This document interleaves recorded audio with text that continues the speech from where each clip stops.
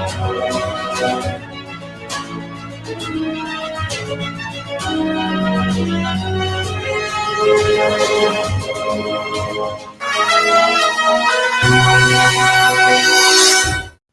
afternoon. Welcome back to Studio One. One man who is deeply respected and who has millions of followers across the globe, and even his critics cannot help respecting him, is Dr. Shashi Tharoor. For all those Shashi Tharoor fans out there, we now begin Pride, Prejudice, and Punditry with our eminent guests, Dr. Shashi Tharoor and Mr. Manu Pillai. Dr. Shashi Tharoor, a third-term member of Parliament for Thiruvananthapuram, is the best-selling author of 23 books, both fiction and non-fiction, besides being a former Under-Secretary General of the United Nations and a former Minister of State for Human Resource Development and for External Affairs in the Government of India. He has won numerous awards, including the Pravasi Bharatiya Samman, a Commonwealth Writers' Prize, and the Crossword Lifetime Achievement Award. In 2019, Dr. Tharoor was also awarded the Sahitya Academy Award in the category of English non-fiction for his book An Era in the Darkness. He chairs Parliament's Standing Committee on Information Technology. Manu S. Pillai is the author of the critically acclaimed The Ivory Throne, Rebel Sultans and the Courtesan, The Mahatma and the Italian Brahmin. Formerly Chief of Staff to Shashi Tharoor MP, he is also a winner of the Sahitya Akademi Yuva Puraskar 2017. His essays and writings on history have appeared in Mint Lounge, The Hindu, Hindustan Times, Open, New Statesman, and other publications. Handing over the virtual mic to Mr. Manu Pillai.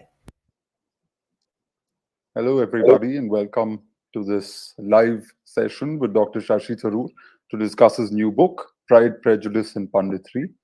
It's a special privilege for me to actually host this discussion with him, because I just realized that I've known him for 10 years now. I met him as a 21-year-old in 2011 in September, and here we are 10 years later discussing this latest volume. I've frankly lost track of how many books you've written, sir, in the 10-year period. I think this is book number 21 or something. Even so, it's a 23. Even so, it's a pleasure, because I remember I was just looking at the old email, and I remember that it wasn't Shashi Tharoor, the politician, who hired me, but Shashi Tharoor, the writer, because I'd written to you with an email with practically an empty CV. I'd just written to you after my studies, and there wasn't even an internship in my CV. And you hired me because you liked the email that I sent you. So it's particularly special, therefore, to discuss your writing with you today. To begin with, how does it, 23 books in a 40-year career, and as your editor writes in the introduction, 5 million words over the last 50 odd years, that's a lot of work. It is, and at the same time, I suppose it's one of these things where one looks back with a slight sense of surprise. You've written 4 books already, so you already had this feeling, but the first time you write a book, you have no idea whether it's ever going to be good enough, whether anyone will publish it, anyone will read it. You kind of pour everything of yourself in it. Then the second book, suddenly the question comes up, can I do it again? Can I write something that people will want to read since they want to read the first one? And then you sort of start beginning to get a greater sense of assurance. But in my case, it's compounded by something which you fortunately are not experiencing anymore, but did at the beginning of your writing career, which is the distractions of another job. I actually had to, for example, when my book Show Business, which was nice, my second novel, had the incredible honor of being reviewed on the front page of the New York Times Book Review, I was inundated with calls from agents and publishers saying, when's the next manuscript? You're going to be a star. And I had to say, sorry, I'm working on the Civil War in former Yugoslavia. No question of working on another book. And indeed, a full 3.5 years went by before I could even begin to work on another book, and 5 before I published my next one, which was India from Midnight to the Millennium.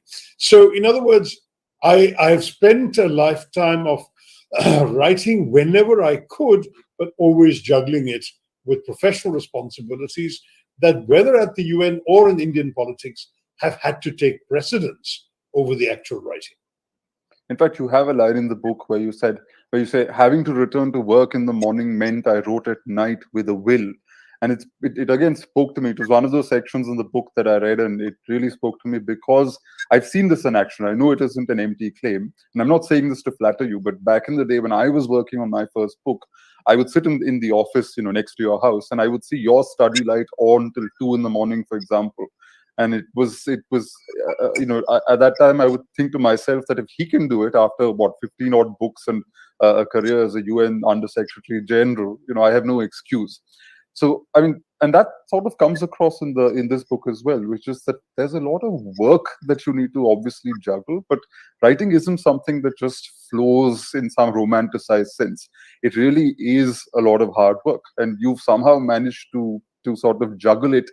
What keeps you motivated, considering that you could easily become a bit more complacent, right? You've done all these books, you've got success in all the stereotypical ways that people imagine, and yet somehow you're willing to stay up till 2 at night and work. Thank you, Manu. Well, I think it's George Bernard Shaw put it better than I possibly can when he said, "I write for the same reason a cow gives milk." I mean, it's inside me; it's got to come out, and in a very real sense, I'd probably be in pain or in distress if it didn't. And that's something which I think is the ultimate motivation. I would much rather not write at unreasonable hours. I'd much rather put my feet up with a good, drink and watch some cricket, or socialize with friends, or go to see a movie or whatever.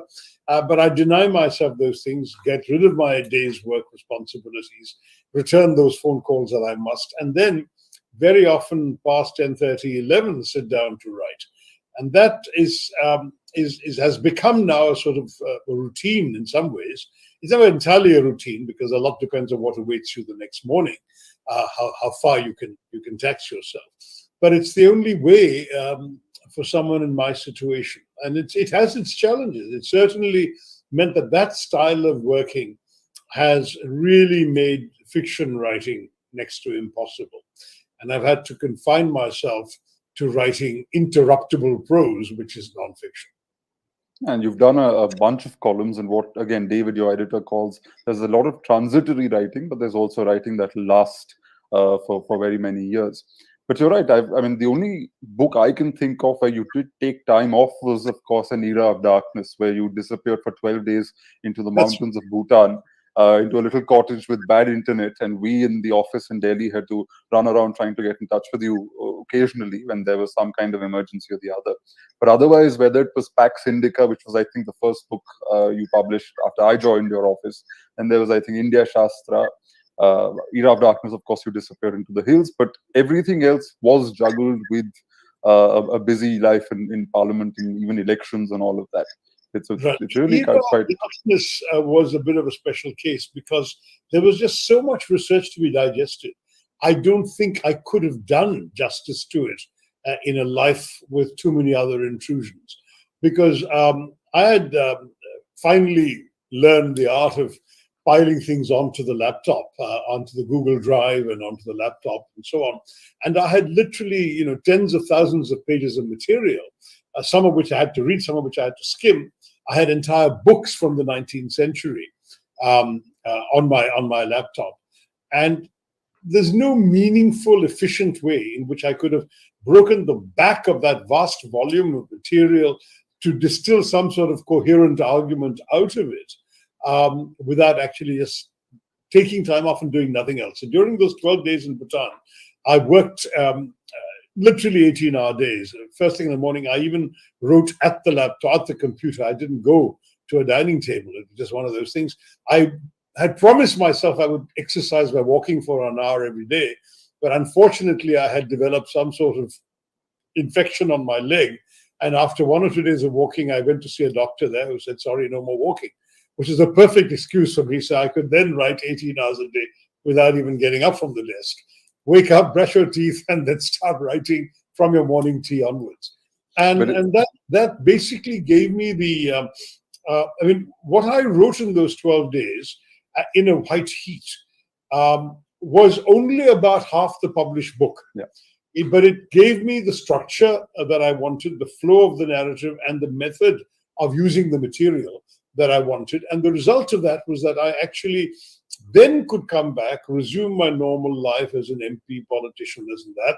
Fortunately, not in a terribly demanding year. There were no elections that I was directly involved in or anything at that time. And then what I did, Manu, was to flesh out bits. Sometimes what had been one chapter in Bhutan may have ended up as 2 or 2.5 chapters by the time I expanded it, but I got the book done that way. I have not been able to allow myself the luxury of that kind of break ever since. So the subsequent books have all been written in bursts and with interruptions and all that at work. I mean, I wonder though, if you had a chance to disappear for 3 months, what you'd end up achieving with something like that, and that kind of time and that kind of space. But let's go back to the beginning for a while. Your father was a newspaperman, so I'm assuming there was some kind of exposure to the written word from him. Was he a writer, by the way? Did he write? Did he Really, dabble with writing?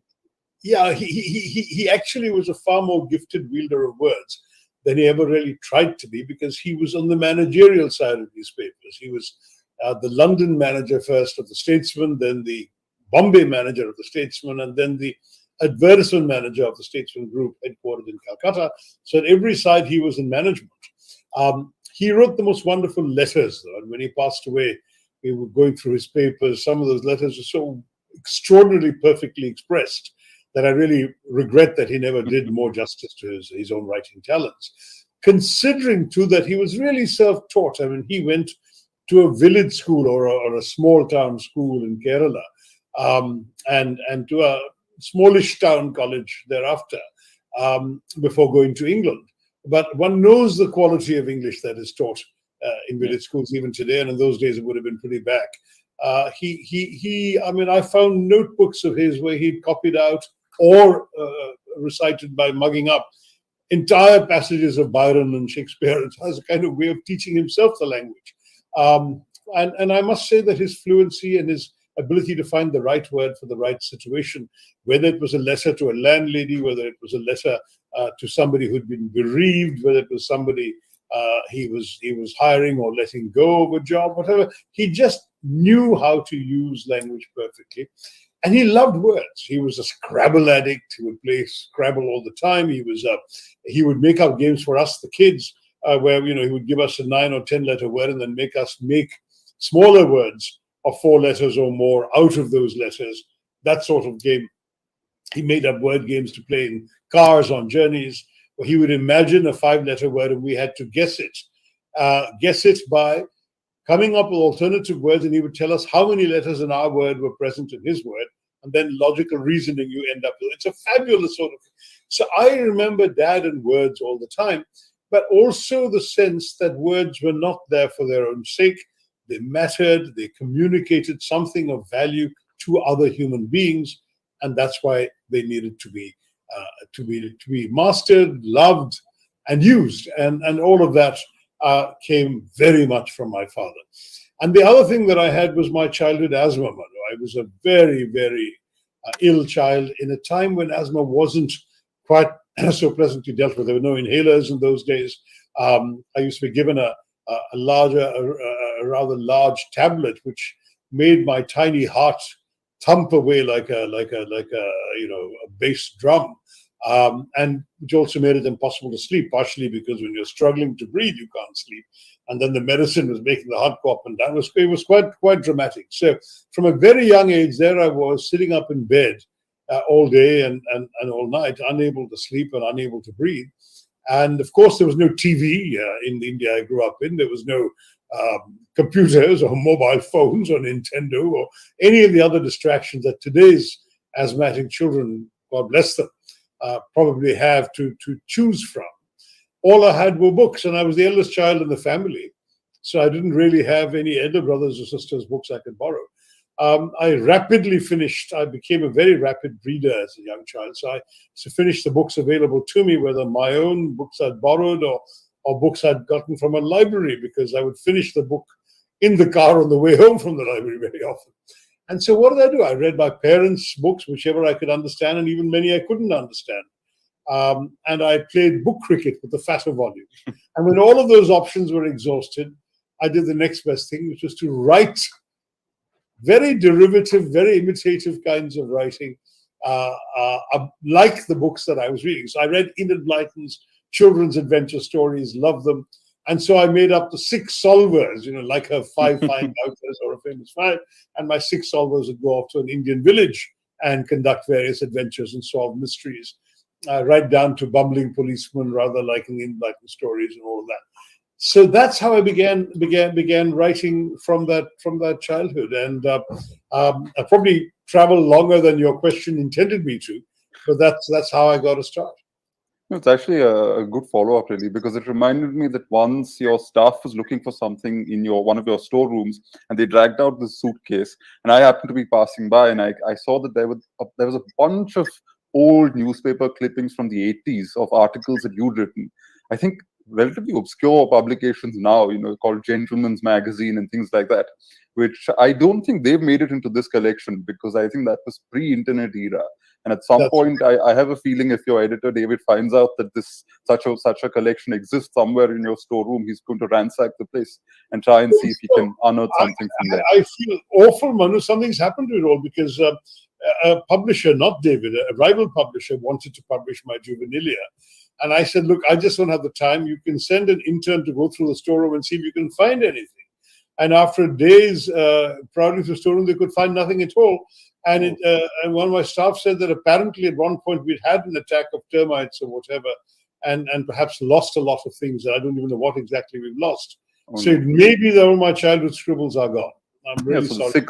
The 6 solvers won't see the light of day then, I guess. No, it's sad, but that particular trunk never made it in my shipment from New York. So that was probably a somewhat vindictive ex-wife.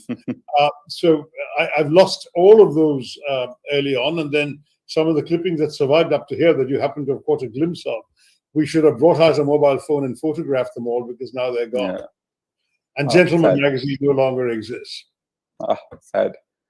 But okay, coming back to the what you were talking about earlier, one of the things I've noticed is that you spoke about the influence of your father, but obviously he introduced you to reading. You picked up reading because you were stuck in bed, and I remember in one of your earlier writings you speak of how you set yourself a challenge of reading 365 books just to see, one a day, if you could just if you could do that.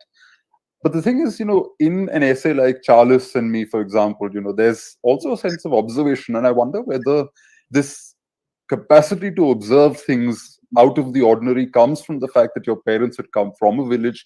They were first-generation people. They'd managed to move to London, spend a stint there. Your mother had come from a village. She picked up the English language on her own.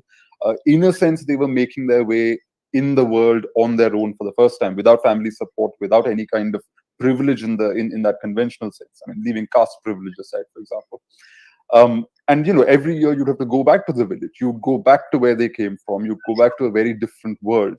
And I wonder if exposure to those kinds of different settings, where at the age of 12 you end up meeting Krishna Menon in a hospital room, but at the same time you go back to your ancestral home in Palakkad, where you're hearing stories about Tipu Sultan and lost treasure and things like that, and encountering caste over there. Do you think having this kind of diverse experiences might have perhaps, sharpened your powers of observation? Because a lot of kids I see today growing up in cities don't have exposure to rural India. They don't see things necessarily in the way your generation did. And frankly, even I did at some point. Yeah, I think you're kind to say that and to notice it. Yeah, I mean, I would like to think that's something which I've partially allowed to atrophy, because nonfiction doesn't need so much of it. But observation of people, behaviors, social customs, patterns of speech, all of that was indeed rather important for writing credible stories in fiction. And that's why I think in many ways I was, if you like, a little more observant than perhaps otherwise would be clear. I hope you haven't disappeared. I'm not seeing you anymore. They just put you on the screen as under the spotlight. But you've spoken about your father. I'm very curious to see how much your mother's influence played a role in your writing, because although your father was the man of words and he played these games with you and actively introduced you to books and so on, in some ways, the glimpses we get of your mother in the book is that you had a difficult relationship, but she was the one who pushed you into elocution competitions, debate competitions, all kinds of other competitive things, and sort of, I suppose, gave you a sense that success was not something you could take for granted. Talent was not something that made you special in its own right, and that you would still have to work hard no matter what. Which means that even though perhaps at that time, as you admit in the book, you didn't necessarily see her as a very friendly influence in your life, perhaps in some ways she played an important role in turning you out into the person you are, who's capable of sitting up till 2 o'clock and working even after a long day in Parliament. Well, I think you're absolutely correct, and I think it took me a long time to realize that. Partially because my mother was in herself somebody who was chronically discontented, and when you are one of the objects of her discontent, you tend perhaps to get ultra defensive about it, and perhaps as a result, I didn't fully appreciate her drive, which I've certainly inherited. Not that my father was any less driven, but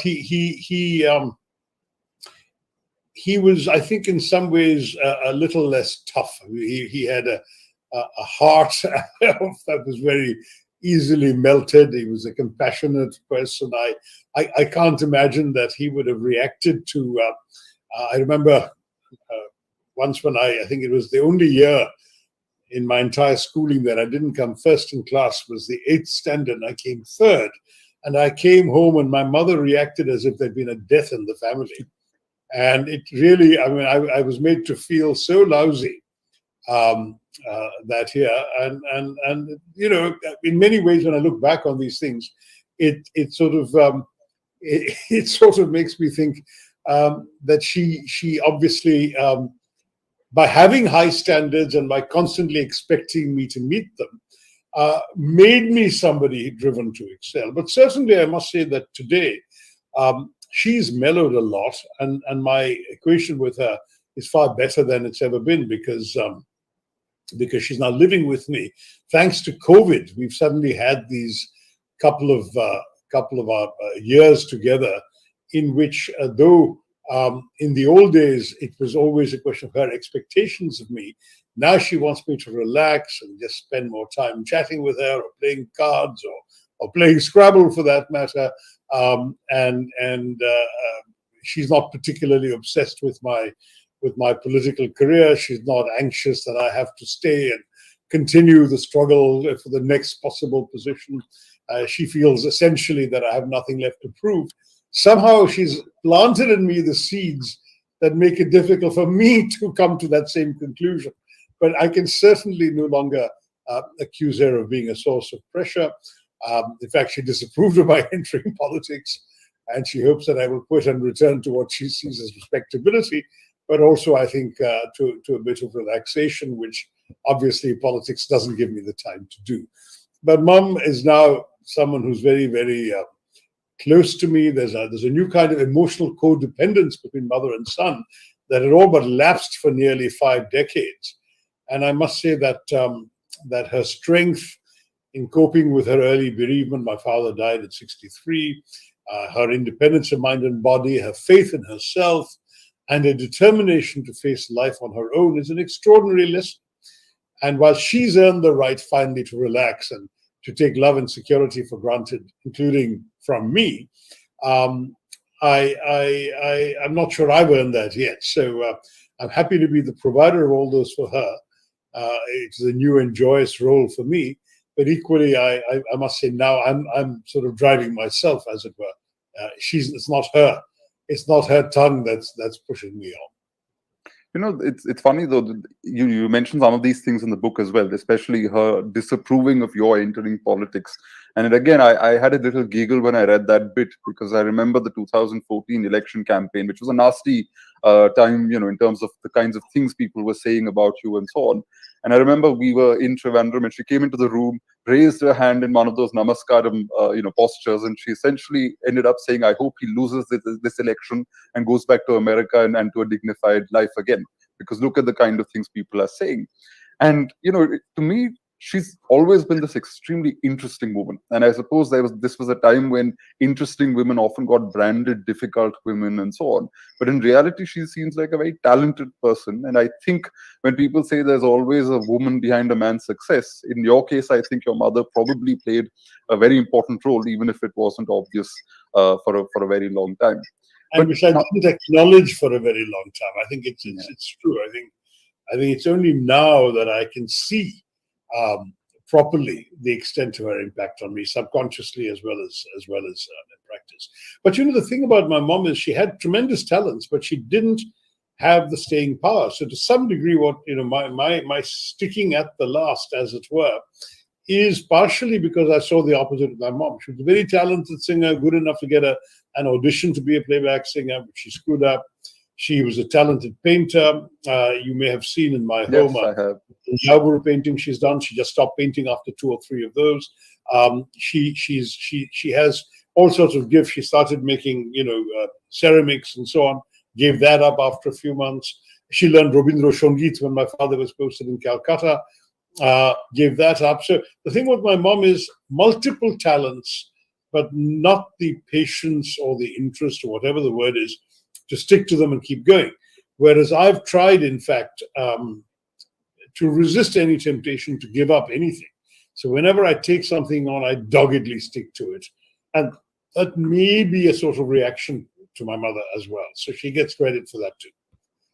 The segment of the book which was autobiographical, where you discuss your parents, the family, and all of that, it did make me wonder, which is that even in your earlier writings, you do speak about personal experiences, personal journeys, your work in the UN, and so on.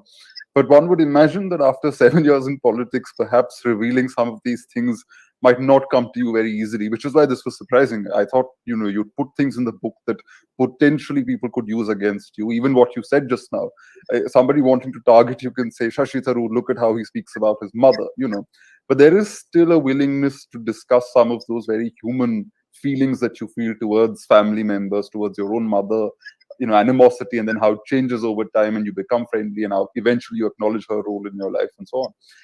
Did the thought never cross your mind that this kind of candor in writing can perhaps come and backfire, considering that you're in politics and people are looking for fodder that they can misuse? Manu, it's a very good question, which it didn't occur to me, partially because when I write, I become a different person, I suppose.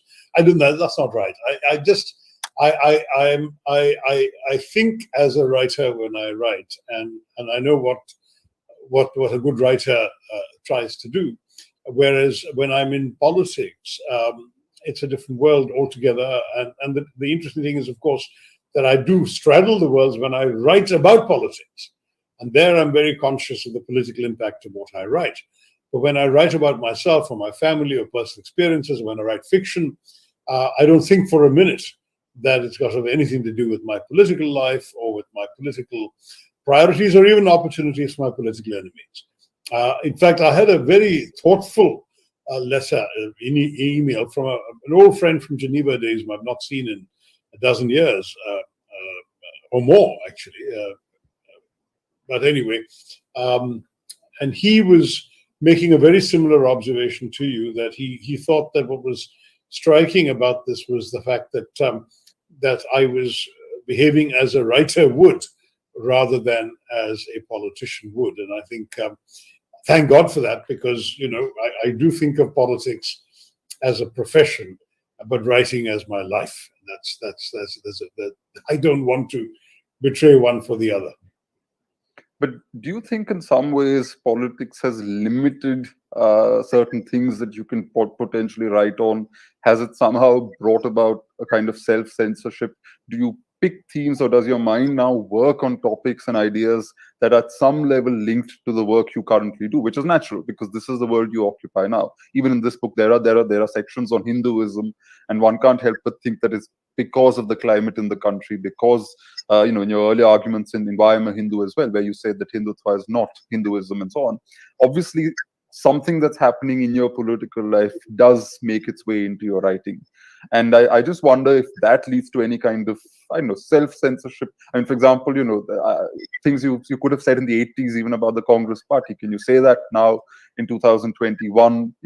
Do these questions play on your mind actively, or is it just... Well, when you I'm know, writing specifically about politics, it's impossible to escape the sense of responsibility one has as a Congress MP, and a fairly prominent and visible and audible one, and therefore somebody whose words can be, and often are, shall we say, taken out of context or blown out of proportion. So I think when I write about that, I tend to be, I'm not sure self-censorship is a word, but I said tend to be conscious that what I write must do justice to my role in the party as well. So I wouldn't, for example, dwell on bits and pieces of facts and figures where I disagree with my party, for example. Whereas if I were just a commentator or a critic or a journalist, in the interest of sort of being seen to be fair-minded, I may also criticize my party while finding positive things to say about other things. Whereas here, I've chosen not to do so. So if you want to call that self-censorship, all right, but it's also just common sense and good judgment, because I do have a role that I've got to be loyal to as well. The thing is that when I write about politics, there are two kinds of writing I've done, right? So there are the columns, which are often about immediate issues, and which I raise because obviously those are ideas relating to my immediate political preoccupations, and they're written very much as a politician who's able to write, rather than as a writer from the outside about politics. So whether it's about a specific issue that happened this week, like this week, I've written an article about the startling summons by the Prime Minister's office of the Election Commission. So that's a purely political piece, and of course, I'm advocating a political point of view, and at the same time, I try to be enough of a writer to take a broader view of the implications of this and what it means. But that's the kind of thing it is. Whereas, say, if I write a book like The Paradoxical Prime Minister, it's a political book, but it's not quite the same thing. There has to be something writerly about it, and there is a whole sort of potted description of an analysis of the Prime Minister's life, Narendra Modi's life and career, which goes on for the first 70 or 80 pages of the book. That is as much the work of an author as it is that of a politician, arguably much less that of a politician. So it goes.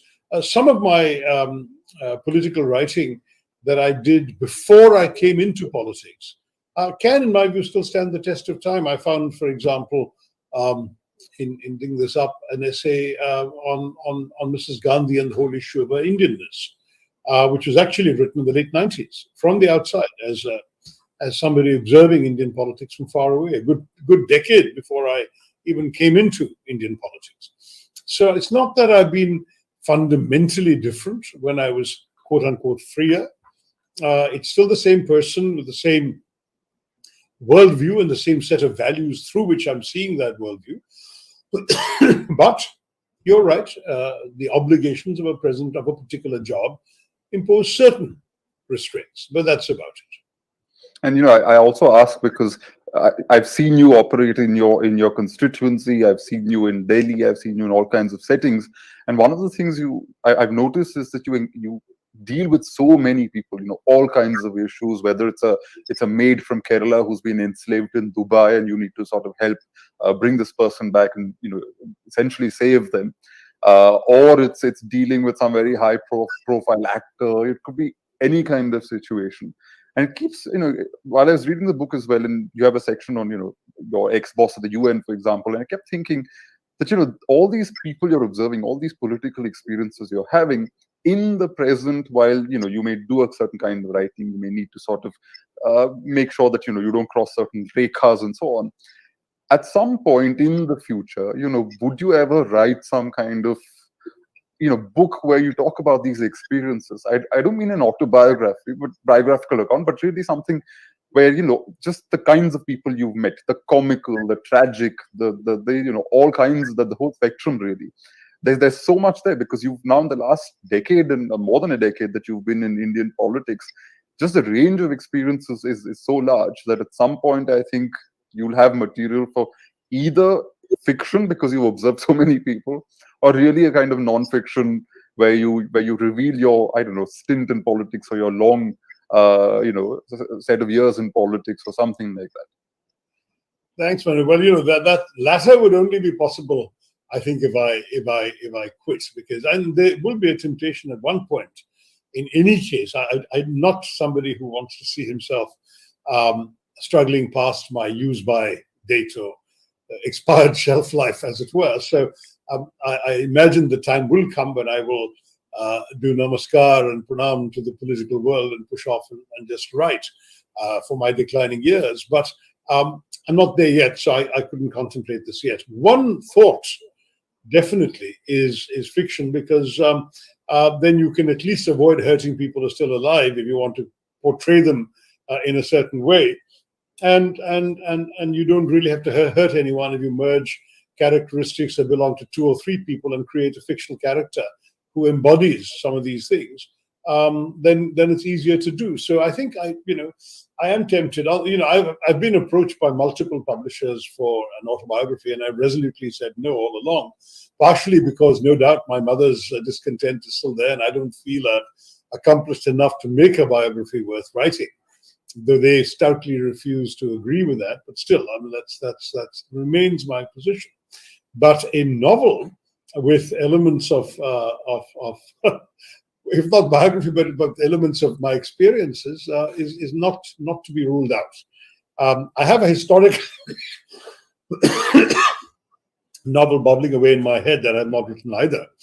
And so there are other projects, but I really do want to go back to fiction, which I find very difficult to do as a looks of INP, because when you're in this life, I mean, you write wonderful non-fiction, but you haven't, I think, yet tried your hand at creating a non-existent universe, an alternative moral universe in your head, and populating it with characters, episodes, lines of dialogue, incidents that are as real to you as anything you're encountering in your daily life.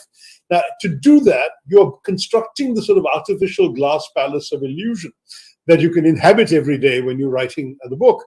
But if you keep having to exit it suddenly because somebody's called from the constituency, or a politician shown up, or you've got to rush off to Parliament when you're in the middle of your most creative phase, or you've got to suddenly go off and go and campaign in a by-election, or whatever it may be, all those interruptions start bringing cracks into that glass, and eventually at some point the glass gets shattered. So my laptops are littered with half-completed, not even half-completed, half-begun fictional manuscripts in the first decade of the century, until I finally said, this clearly isn't working. If I write fiction, I know that even if it's interrupted for weeks on end, I can go back, read what I've written so far, pick up the thread of what I was thinking, and continue the argument. With nonfiction, with fiction, I can't do that. With nonfiction, I can. And so what I want to do now, I think, is while I'm in politics, I'll produce 1 or 2 more works of nonfiction. And then I will resolutely tell myself, I must go back and do this. When I wrote the Great Indian Novel and Show Business, I was a relatively junior or mid-level official at the UN. And so I wasn't the guy who was getting the midnight calls. So I would come back from a long day's work and then pretty much write from 8 to midnight every night. So I could inhabit that alternative world I was creating in my fiction. And in fact, with Show Business, I remember my wife and kids weren't with me for a good chunk of the time. I literally wrote every Saturday and Sunday for 18 hours each day, and then 2 or 3 hours every evening. And it was I finished the whole book in 6 months. So it can be done, but it can't be done, I think, if you're a Lok Sabha politician. Which, and the mention of fiction and the Great Indian Novel brings me to that question, which is, let's talk about the first book, really. I know Reasons of State was your first publication. It was your thesis that was turned into a book. But as David also acknowledges in the introduction to this book, it was a Great Indian Novel that shot you to prominence. He met you. I didn't know that he'd met you as a 25-year-old, which is 40 years ago, I imagine, and that you guys had known each other for that long. And then a few years later, you sent him this manuscript, a typed up manuscript, and he thought it was an amazing book, and it is. It remains my favorite book of all the books that you've written. The Great Indian Novel, I think, is right there at the top. How did that happen? How did you come up with the idea? What led to the great Indian novel? This is from 1989. So I'm assuming Right. somewhere in the mid 80s, you decided to sit down and do this book. And, Absolutely. just tell us the story of how the book came to be. Okay. And just to correct David, he's actually off by a year. We met in 1980, I think, when he joined Gentleman magazine as a managing editor, and I had a monthly column in that magazine. So Okay. that's when Gentleman was trying to be the Indian Esquire. It was founded by Minhas Merchant, who has now become known for other kinds of writing, but he and then he hired David as his managing editor, and I was a columnist, so I met him there, and we kept. That was 24 then. But anyway, the fact is that the Great Indian Novel came about because of an epiphany when I turned 30 in 1986, and I realized that I'd accomplished absolutely nothing with the pen or with the keyboard after having been considered in my teens to be a bit of an authorial prodigy or a talented writer, because I was published extensively in every Indian magazine in the English language, probably from Chandamama to Eve's Weekly, from the Illustrated Weekly to JS. I mean, I appeared everywhere. And therefore I had, if you like, there were some expectations that I'd be a breakthrough writer, and then I wasn't, and there I was, for example, when I was stationed in Singapore in the latter part of my 20s, working for the UN. I would occasionally write book reviews and culture type pieces. I couldn't write politics, obviously, as a UN official, but I would write book reviews and so on for the Straits Times of Singapore. And I remember reviewing the great Rushdie's Midnight's Children and calling it the Great Indian Novel in my review of the Straits Times. So having reviewed and seeing through the works of people like Rushdie, how much potential there was in the Indian experience to be mined in good quality fiction, must have played away at the back of my mind. I was then reading sometime in later that year of 1986 or early 87, Pilal's Mahabharat, his transcreation, as he called it, the Mahabharat. And I was struck by the immediacy of the writing, the sense that it was such a lively, almost contemporary sounding tale. Obviously, it was set many centuries. So I started reading more about the Mahabharata, how it had been told and retold for 800 years. But we kind of stopped the retelling around 400 AD, and was the various recessions of those 800 years of versions, but there wasn't any retelling. And then I idly asked myself the question, if we were retelling the Mahabharata today, because the great events of those times were all shoved into the narrative of the Mahabharata, what would we write about today? And I thought, obviously, the freedom struggle. And as a student of history, I was fascinated by that period as well anyway. So I thought, why not have a crack at this? So I actually sat down, just for the hell of it, and started writing a story that would meld the Mahabharata episodes and characters into a satirical retelling of the freedom struggle. I didn't want to be straight hagiographical stuff or too reverential. Why would anyone want to read that? So I wanted to be original and satirical. There wasn't, at that point, to the best of my knowledge, any well-known Indian satirical novel. So I thought, let's go have a crack at this. But I just, had no idea. I had no plan. I had no schematic. I hadn't worked out how the translation from past to present, etc., would work, what the episodes would be. I just wrote. And I remember I'd written about 32 pages, set it aside. I had fun writing it, didn't think about it. Again, my brother-in-law came visiting. And he sat there in an easy chair one evening when I was at my computer writing something else. And I saw in the corner of my eye he was reading. And he was obviously fascinated. And he kept reading page after page after page. And when he got to the last page, he turned, couldn't find any more. He turned to me and said, "Where's the rest of this?" And I said, "There isn't any. I just wrote that much." He said, "You're crazy. This is fabulous. You have to continue." And that kind of inspired me. And then I wrote 100 pages and sent them off to an agent. In fact, sent them off to 2 agents in the UK, both of whom reacted very favorably. So that encouraged me. And then I wrote the rest. And what was interesting was how foolhardy the whole enterprise was. I mean, I must have devoted hours and hours at night and weekends to a book that I didn't know how the damn thing was going to evolve. And when I get, for example, to the independence era, I had to suddenly turn the characters into walking metaphors because it was no longer possible to find direct correlation. So the five Pandavas, for example, whereas you could say that the Gandhiji character was Ganga Datta, another name for Bhishma, the gift of the Ganga, or that Dhritarashtra was very evidently Nehru, and so on.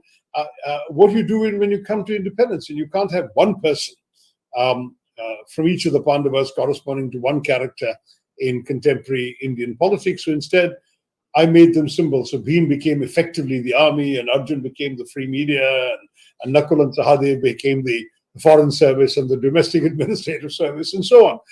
And these things required a sort of almost a breathtaking sort of leap into the unknown, including deciding to turn Draupadi into a symbol of Indian democracy. So she is then she is the illegitimate offspring of a liaison between the first prime minister and the last viceroy. So that is the British Indian miscegenation, and is adopted by a low-caste servant called Mokrasi. So she's Draupadi Mokrasi. Now, you couldn't get more unsubtle than that. That was, and then everything that happens to Indian democracy, including the emergency, which in my novel is called The Siege, happens to her. And the emergency is the disrobing of democracy, and therefore the disrobing of Draupadi.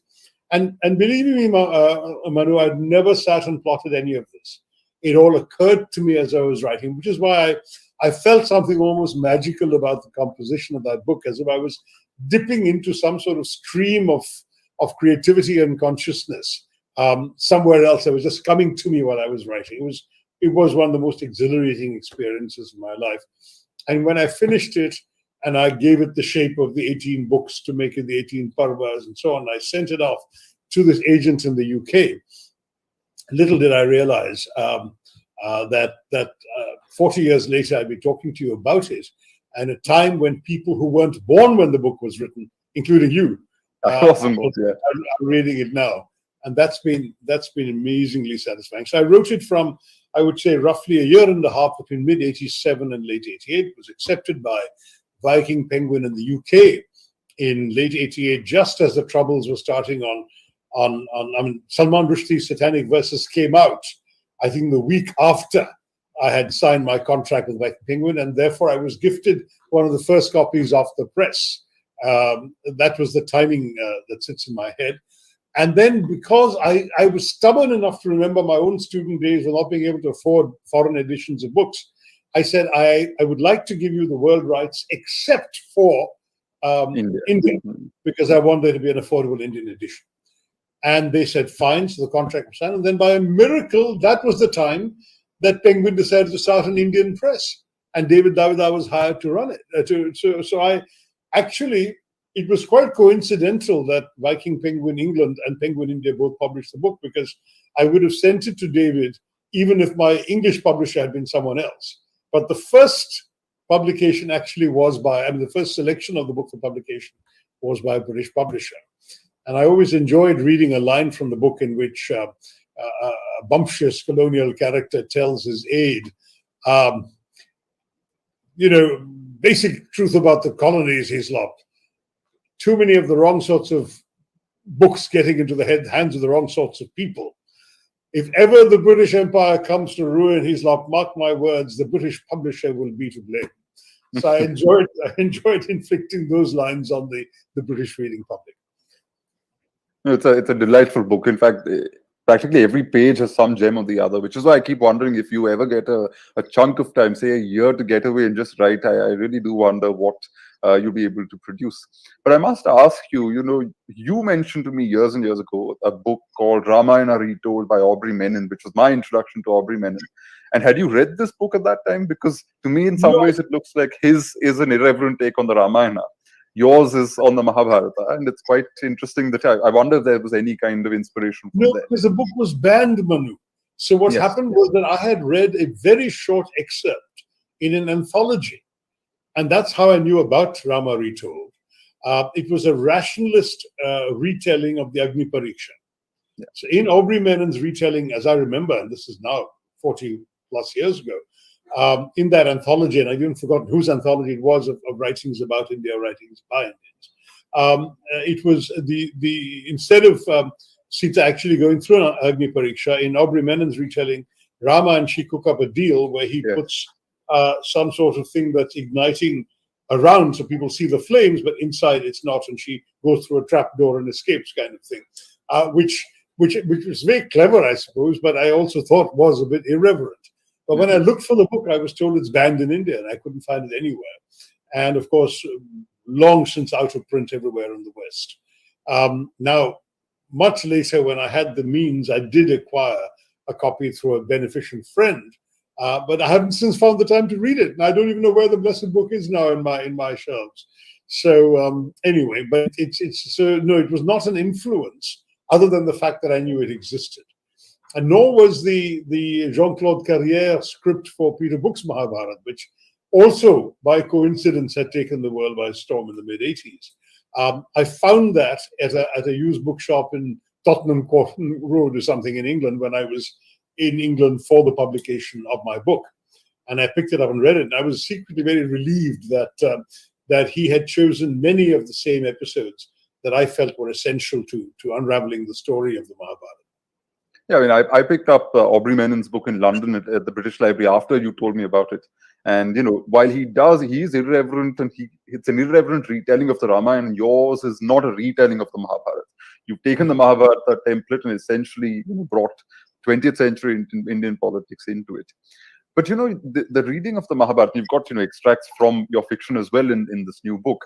That was another question I had, which is that this engagement with Indian writing, traditional Indian writing, traditional Indian scripture, even, Indian religious thought, has that been a part of your life, from the very beginning? Because I remember when you wrote Why I'm a Hindu, a number of people said that, this is like Congress people discovering their religious credentials because the BJP's made religion such a big thing, which to me seemed a bit odd, because I do remember that, I'd never seen you pray as such, except occasionally, but I do remember your house is full of Ganeshas. Your study has a ton of Ganeshas. You've got Ganeshas.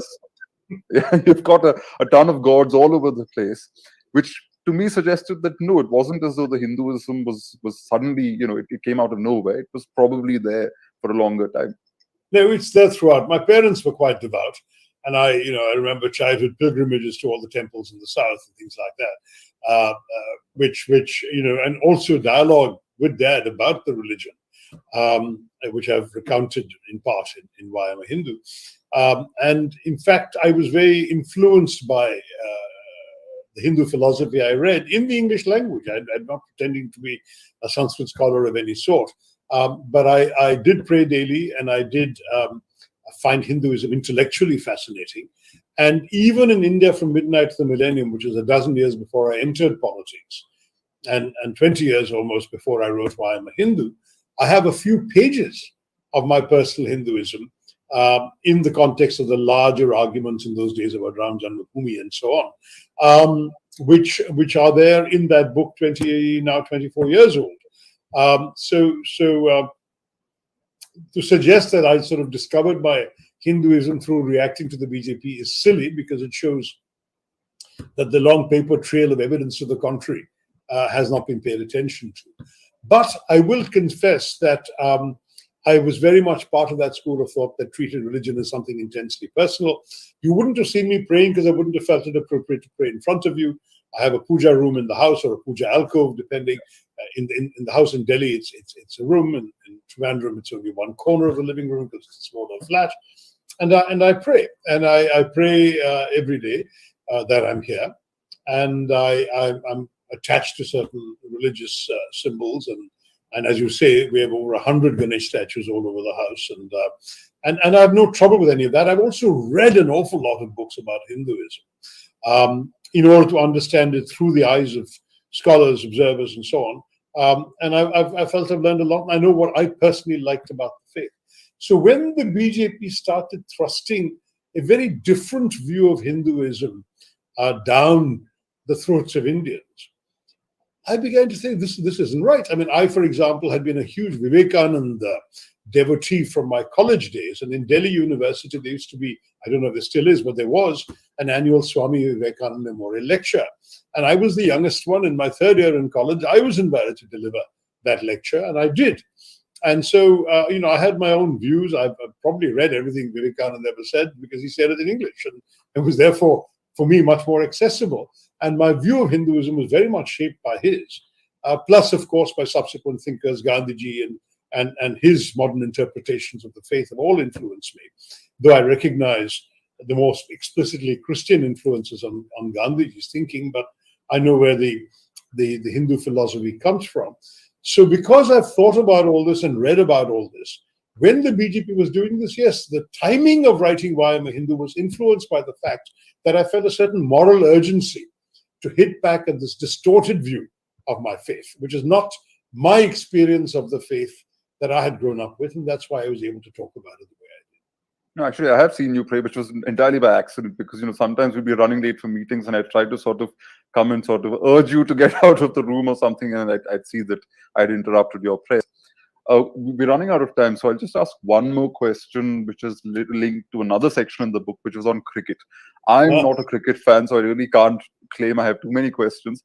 But again, it brought back a memory from the 2014 elections where it was tough. Everybody was up at 4 a.m, running around, surviving on oranges and fruit because, we were on the move all the time.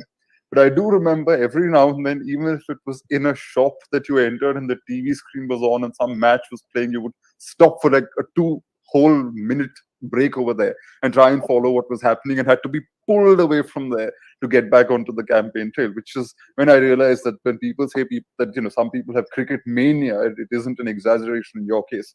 You clearly do have That's some right. kind of great affinity for cricket. I'm what the Australians call a cricket tragic. And it really is, for me, a bit of an obsession.